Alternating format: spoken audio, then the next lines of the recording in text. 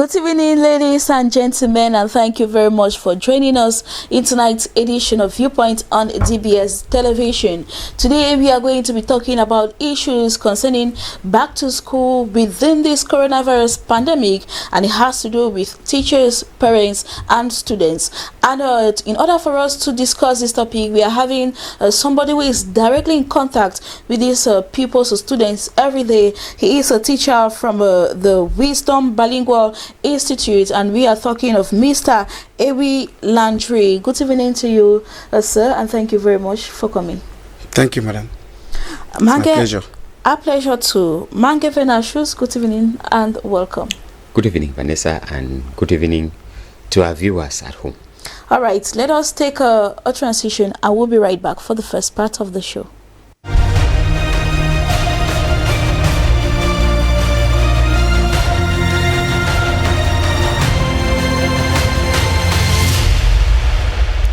Once more, welcome back. In our first question, are students and pupils psychologically prepared for official exams during this crisis period? To you, so I begin with you. Yes or no? No. No. Yes. Mange Venashus, what do you say about that? Yes, they are. Yes, they are. Question 2. Is there anything parents should do to prepare their children for exams? So I begin with you. Yes, I think they have a role to play. They have a role to play. There is a lot to do. Yes. Mange Venashus. Yes, Vanessa, they have a role. Yes. And our last question for tonight. Are COVID-19 barrier measures sufficiently respected within the educational milieu? Mr. Ebi, you will tell us more about this. Yes or no? That question, I don't have a yes or no answer. I think my answer there is partial. It's partial. So yes. Which one do I take? Which one is greatest? Let's take yes. Yes. For greatest. All right. Mange Venashus? No, Vanessa. No. All right. Let us come back for the debate in a moment.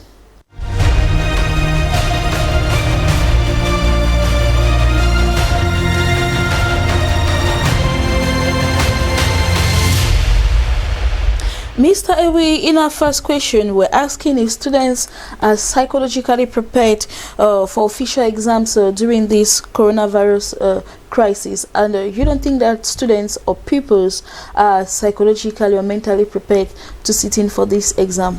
Why or what makes you think so? And you are in contact with these students almost every day now since schools resume on the 1st of June. Yes, madam, I know it will be surprising to hear that a teacher is saying that students are not psychologically prepared for the exam. Mm-hmm. But I think I have arguments which I can develop to back that. Because when we talk of psychological preparedness for students, we are talking the student's capacity to manage his thoughts, the student's capacity to manage his actions, the student's capacity to manage his feelings. Mm-hmm. And I think that the capacity to manage these things can only come when the atmosphere is serene. And we are talking about the pandemic. It's a blow to a student's psychology. You imagine a student who at the back of his mind knows that he has a 9-month program to follow. Mm. And at one point in time, by March, the student is simply informed that schools have been halted for one reason or the other. No matter the reason, it will have something to play on his psychology. Okay? Mm-hmm. That is generally. But I think, on the other hand, individually, a student can afford to prepare. Okay? Mm. But generally, the atmosphere makes it very impossible for the student to be prepared psychologically.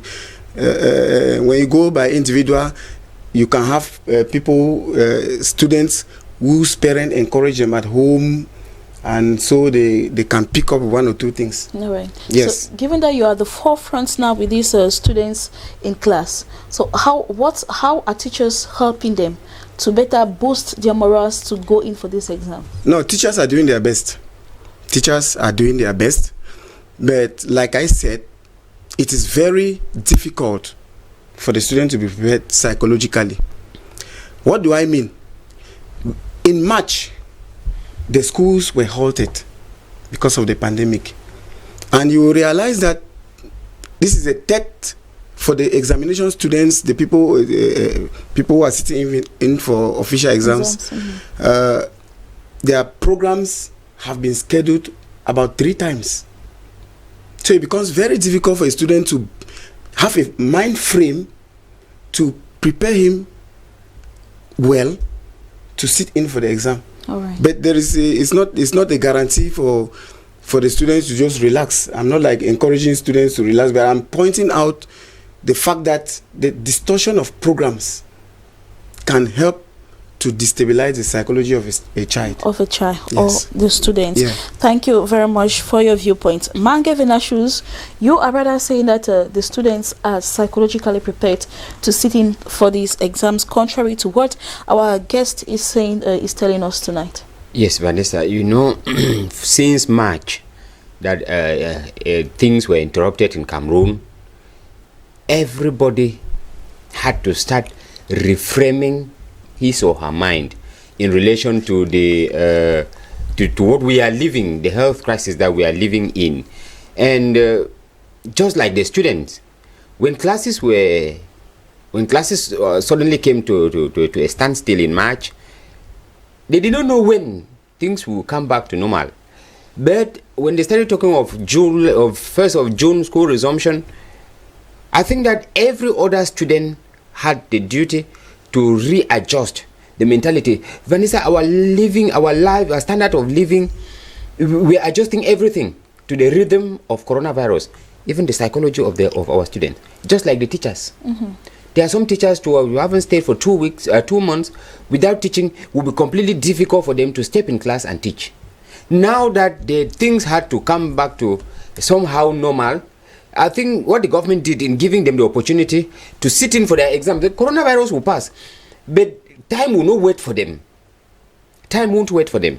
So what these students ought to have done, we have not been used to greeting with elbows or with feet as has been the case. We have not been used to face masks as we have been wearing. We have not been used to, washing of hands just any moment, just to a point that you even have your hands at times peeling off because you just wash them anyhow with whatever product, all this kind of thing.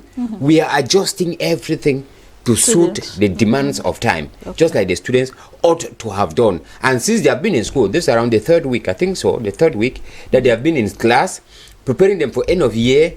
I think that you cannot take 3 weeks and you tell me that the student has not readjusted his or her psychology. If all of a sudden they just came up to say that you people are writing your exams, one would understand. But now they gave them close to 2 months, because from what I'm understanding, exams may be around July or ending July, which means they would have to, resituate their mind, resituate their psychology towards as the context demands. Then they go in for their exams. So I think that they are psychologically prepared up to now. Psychologically prepared up to now. All right, let us move on to our next question. We are asking whether there is anything parents could do to prepare these children for exams. And Mr. Abi, you think that there is a lot that parents should do? We are just the first question, we are just talking about them being psychologically prepared for the exam, and maybe you could go to throw more light on the things that parents should do. Yes, of course. Parents have a lot to play. Crisis or no crisis, they have a lot to play in the success of their children. It is the role of the parents. The education of the child starts with the parents. So at all points, whether there are crises or not, the parents have their role to play. Because normally, in the context of this crisis, the parents normally have the role to guide their children. Okay? Because when schools were halted, I think that a parent who is serious should be able to guide the child. For instance, guide the type of activities that the child carry out the day. Type of programs that the child watch over the TV, especially guide the child towards educative programs. Okay, the parents have the capacity to provide encouragement, support, and even access to certain material well-being of the child to guarantee the success of the child. So I think they have a lot to play in in the success of their children. Here you've gone generally. We are talking in the context of the coronavirus pandemic. Is there no special precaution they should do to prepare these children? No, in the context of the corona pandemic, there is no much difference with what they have to do. At least encouraging them in the house, okay? Making them to think that when you go to school and come back, you should carve out time to read. Making them to know that you have programs which are educative that can help you to pass your exam tomorrow. They are the same things that they could do even without crisis. So I don't think it differs so much. Apart from health matters, guiding the children towards a precautionary measure or the barrier measure, which I think we are going to discuss on that. So apart from that, the role that the parents play virtually remain the same. It virtually remains the same. Yes. And Mangevenashu, sir, you will come to throw more light on this because you are seeing that parents have a role to play to prepare them for exams. Yes, Vanessa, we are talking, the first question we are talking about the psychological preparedness of the students. And in this area where we are saying parents have something to do. You know, this is not more the time that the parents will need to frighten the child again. We just need to give them a positive outlook towards their their studies. Let them know that, yes, they can make it. Let them know that even with the virus, they can write their exams and life continues normally. Mr. Landry was talking about something on these preventive measures. You know, when schools were announced to resume on the 1st of June, there were some kind of of tips that parents were asked, or some kind of role that parents were asked to play. No child is supposed to exchange didactic material, maybe pens, pencils, rulers, calculators. The child is supposed to be self-sufficient. We need to keep on with this issue of sensitizing the students to know that you have to wear your face mask. You don't have to change from bench to bench in class. You have to avoid playing with your classmates in groups. So you have to respect social distancing when it comes to your classmates. You have to make sure that you wash your hands regularly, and once you come back from school, you make sure that you wash your hands before you get in contact with the rest of the family at home. If not, you may bring the vaccine from school to the family. The parents need to make sure that they assist the children. Their learning schedule has changed. They don't have normal school hours like they used to do. If the measures are respected as they were promised at the beginning of this last term of the academic year, they were supposed to make sure that these children had no break, which means immediately they came to school, you have to sit on your bench and you will leave there straight home, which means children don't buy food at home. In school. So they come from the house. And neither do they exchange food with your friends or exactly. Anybody. So you come from the house with your food, you come from the house with your water, and you don't share. It is not like saying that you are stingy or challenging the child's morale. No. But these are precautionary measures that we need to insist on these children. And then above all, we need to guide them. We need to guide them in their studies to make sure that they don't get into this facility of just thinking that because things are not going, schools will no longer go, and they should dispel that other rumor that says they may not write the exams. Exams would be written. Those who would pass will be promoted. Those who will pass will go to the next class, will go to the superior class. Let's give these children hope, and then I think that they will face their exam with some confidence, Vanessa. Probably adding to that, we could say that it is more advantageous to the parents to be very effective in the way they guide their children, because schools might automatically also resume back coming September or October. October, the program says schools are resuming on the 5th of October. And we don't know, by October we may still have the virus with us, because we may likely live with this virus for long. And like somebody said, Vanessa, this is the time now that parents have to challenge themselves when it comes to being a parent. Now you need to prove your parenthood now. Because for 9 months, within normal circumstances, the children used to be with the teachers. And for us, you barely come back home in the evening. You just meet the children practically for 1 or 2 hours like that. and we wait again for another 1 or 2 hours the next day. But now they are with the teachers for around 6, 7, 8 hours on a daily basis. So it's like we parents had shifted our responsibility to these teachers. Now this is the time that we need to play our own role, so that tomorrow I will say that I am a parent. I brought up my children. Bringing up children is not only paying their school fee. Bringing up children is also playing your role as a parent, and this is a high time that these parents need to play that role when it comes to education. Mr. Ewi, is it not a greater challenge for parents, given that schools will fully or generally resume back in October? It's really a greater challenge for them, but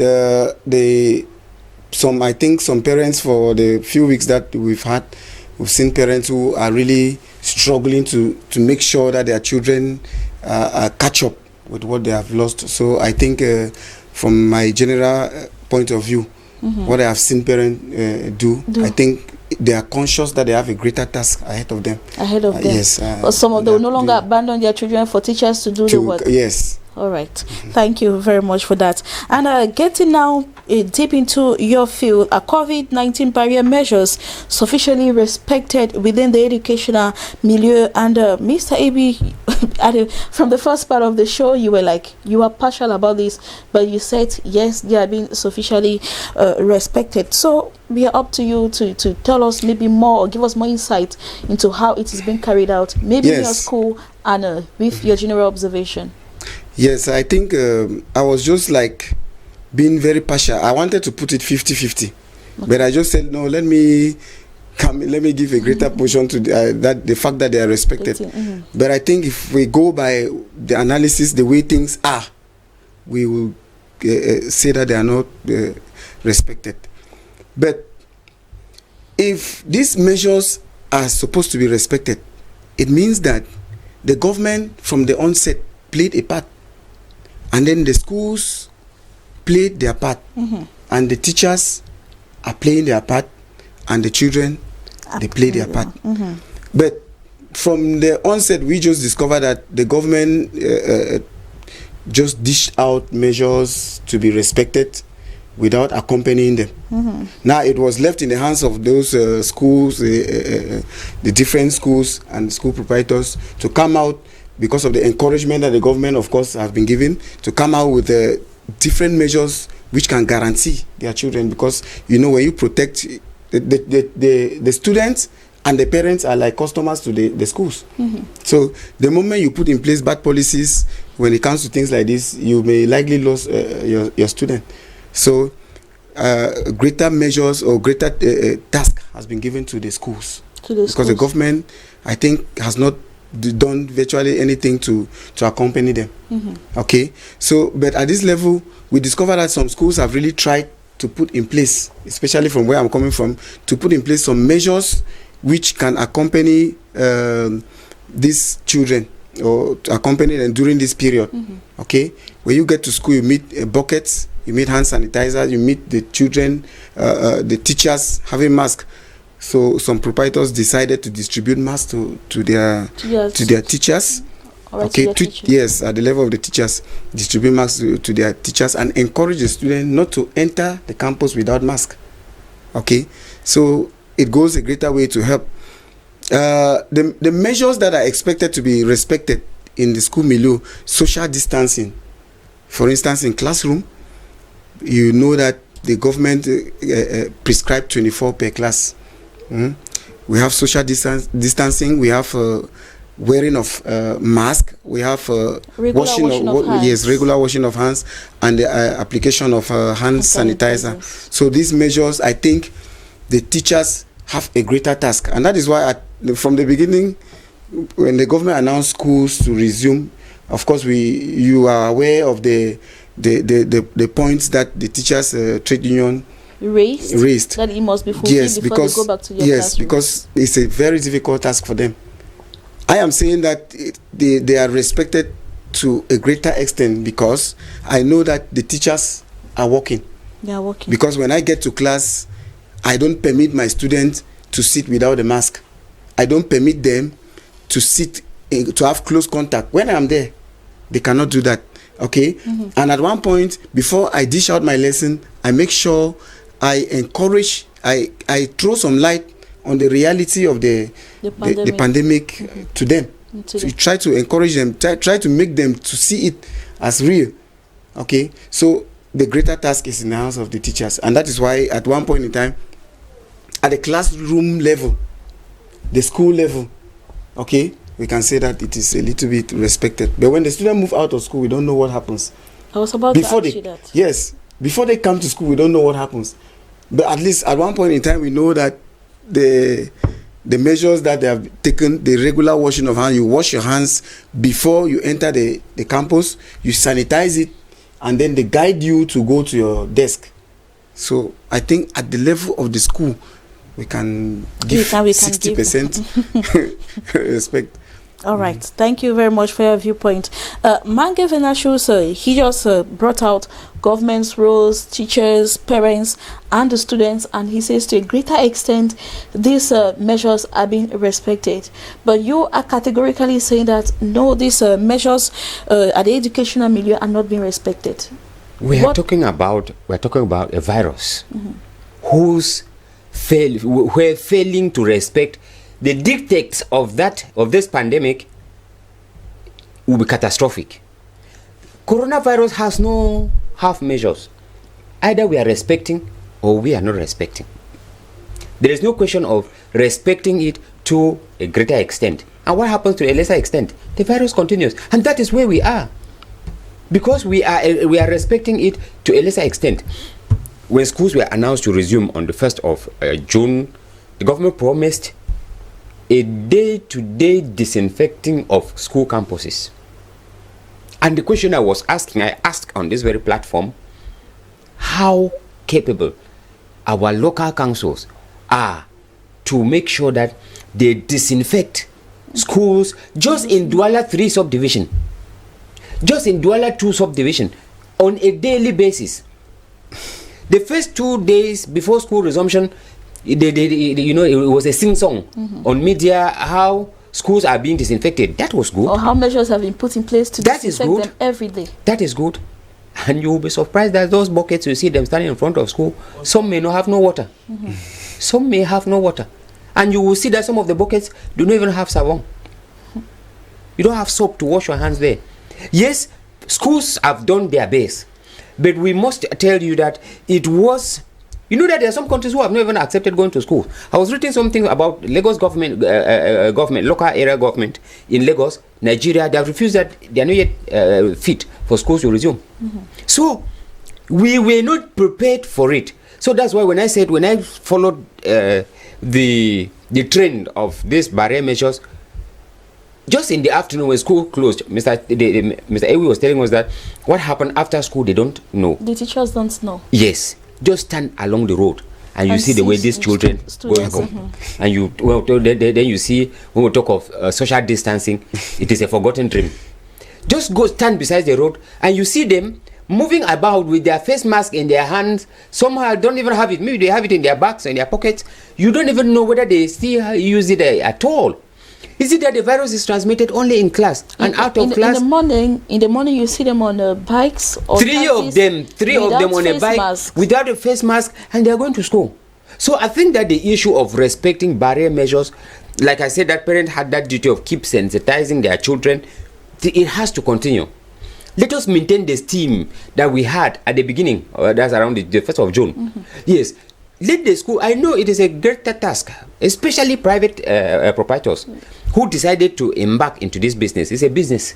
Once they are already in this business, they need to comply with the demands of the time, because like he said, if you put in bad policies, you may end up losing your clients, which are the students. Yes. And if you apply them well, let the parents see that you have the interest of their children. Next year, they will come back. So I think that we need to keep singing, because the respecting of these rules, maybe it is being done for formalities at the level of students. Maybe they do it for formalities because the teacher is there and they have to do it. Maybe schools do it for formality because when inspectors come, or because they see the journalists with camera and they pretend that they are doing it. But practically speaking, to have buckets, how many schools are standing there to make sure that each child coming, you must wash your hands before you go? The bucket is there standing there. But do they respect it? Do they wash it? And it is not just coming in the morning and washing it and going it, because you can be carrying the virus in your dress, in your uniform, and along the day you touch it, and that's how you take it in your hand. It is regular washing of hands. Regular washing of hands. I was reading one newspaper where they were proposing something that this regular washing of hand hygiene has to become part of the curriculum, because the students need to learn about it. Mm-hmm. Which means from time to time in class, you have to stop teaching and each eye washes their hands. Because the respect that we have asked them, you come and sit on your bench, you don't exchange benches. From there you leave straight to the house. They are not respecting it. All right. So and then there is this worry too. Let us be realistic. We're in Cameroon. Teachers have not been paid for 2 months, especially those of the private sector. Some are not taking the teaching learning process serious. So they are like, they come and pretend and mark the names in the morning, and then you may not see them teaching. Children are left on their own. That is why you find them intermingling among themselves. So the respect of social distancing within the class is still another problem. So I think that if we take care of these teachers, they will respect these measures in the classroom, and we may reduce the rate of contamination. Yes. Thank you very much, Mange Venashus, for explaining your point of view detailing. The pleasure is mine. And for being there as well. The pleasure is mine. All right, and to you, Mr. Abe, what could you advise your students who do not respect these COVID-19 measures to contain the virus? I think the students I will have to advise will be students who have not been seeing me, because as far as my students are concerned, each day they know that is what I do. Mm-hmm. But it is very, very, very important for the students to respect these barrier measures, because if not for anything, for their own health and their family. It is rather very fortunate that we've not, since school started, we've not encountered a serious problem with this pandemic as far as the school milieu is concerned. So we just thank God for that. But I think it is worth encouraging that the students should keep respecting the barrier measures. And I will not go without adding to what Mr. Venashos was saying there, because I think the teachers have an enormous task. If the students are respecting these measures in the school at the moment, it is thanks to the teachers, the efforts of the teachers. And so some of these proprietors, especially the proprietors of the lay private, they should think well about the teachers, because it is no news today in Cameroon that the proprietors of the lay private or the private sectors, they have abandoned their teachers to their fate with the pandemic. Yes, right. They have abandoned the teachers to their fate, and it is disastrous. Right. So I think the proprietors, they should sit up and encourage the teachers to do their job. We hope that your message has gone across. Thank you very much for coming. It's a pleasure, madam. It's our pleasure to Mange Venashus. So hope to see you next week. Exactly. All right.